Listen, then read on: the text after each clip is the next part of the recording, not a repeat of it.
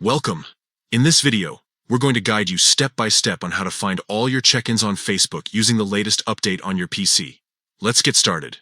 First, open your web browser and go to facebook.com. Log into your account if you haven't already. Next, locate your profile photo at the top right corner of the screen. Click on it to access a drop-down menu. From the menu, select Settings and Privacy, and then click on Activity Log. This is where you can view and manage all your activity on Facebook. Once you're in the activity log, look for the section labeled Your Facebook Activity. Under this section, click on Posts. This will display all the posts associated with your account. Now, to narrow it down to just your check-ins, click on Check-ins. Here you'll find a complete list of all the places you've checked into over time. You can scroll through and revisit those memories or manage them as needed. And that's it. With just a few clicks, you can easily find all your Facebook check-ins on your PC.